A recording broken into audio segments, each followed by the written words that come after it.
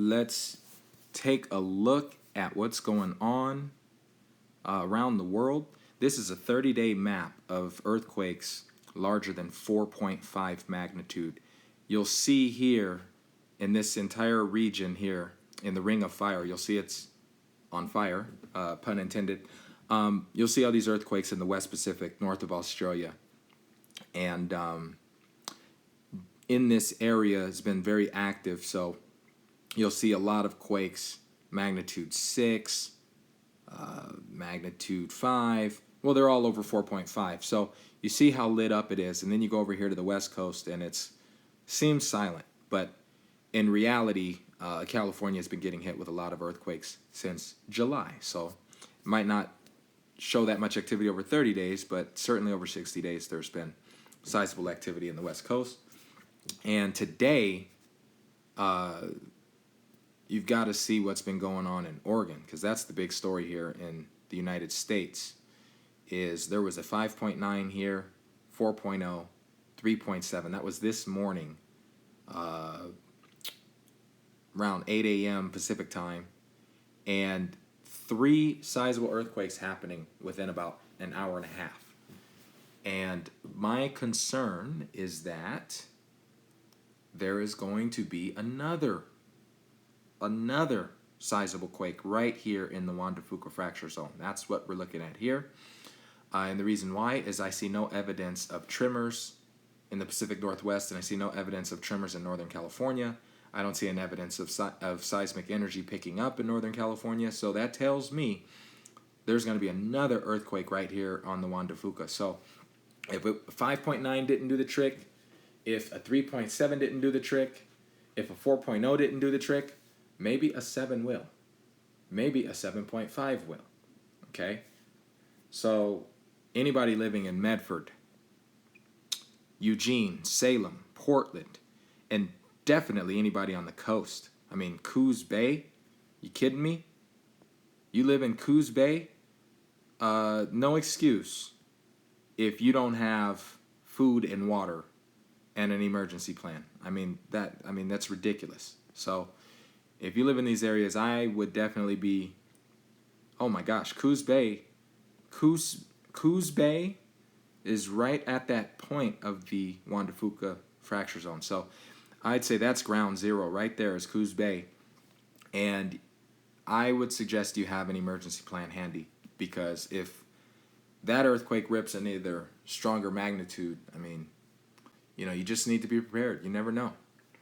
And it may be triggering a subduction event pretty soon. I mean, these may be precursors, because, all you have to do is look over here on the West Pacific side, and there's earthquakes all over Indonesia, Fiji Islands, Japan's been getting hit, Russian island chain, Alaska's been getting destroyed, not literally destroyed, but figuratively, of course.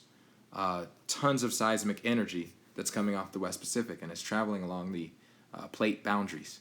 So look at the energy in Alaska. Look at what's happening at Juan de Fuca. Look what's happening in California with all the quakes.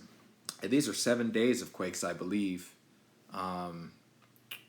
over the last. I believe those are quakes over the last 30 days that have been over 2.5 magnitude.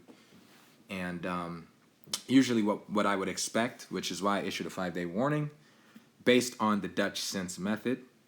I issued a 5-day warning for a 6.5, possibly 7 earthquake in central to southern California. But really, it could be the Bay Area as well. It could be anywhere in California that is going to be passing seismic energy down the chain. And that's what the San Andreas Fault is there to do. It takes the energy and it passes it through California from north to south. And what's been happening, the reason Ridgecrest was attacked is with the 6.5 earthquake on July 4th and the follow-up 7.1 earthquake on July 5th, is that energy is not going completely down the San Andreas. It's getting cut off, and it's transferring over to the east. Literally, you can see it here. It goes down the San Andreas, just a little bit south of Coalinga, and I believe you'll see Parkfield in there.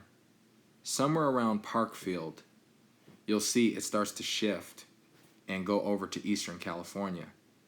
And Parkfield's so small, it doesn't even load up on this map, so I'm not going to even bother zooming in that far, but you'll see these yellow dots. They go down south, they pretty much pause here, and they jump over to Eastern California. And so my warning for the 6.5 was going to be back here in the Ridgecrest area once again, but I am concerned because there are faults above Barstow. There are faults everywhere in California, but there is here where the Salton Sea is, there's a lot of seismic activity here. And you see these yellow dots, how they curve around up Los Angeles. They go over across the Garlock Fault here, which you can't see on this map. But it connects these yellow dots here at the bottom of California, here with the eastern, central, southern part of California, where all those dots are represented, and where the big 6.5 and 7.1 earthquakes happened in July.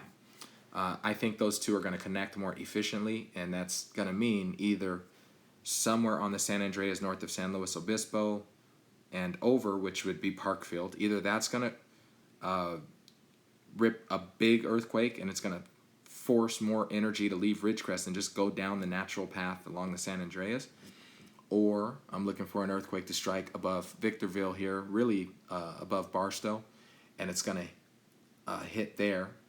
But I also think that both areas might have to rip. It just, eastern part of California has a lot of fault zones as well, but it's taken the shine away from the San Andreas, and it's taken most of the earthquake energy out of the state of California. So be on the watch for that.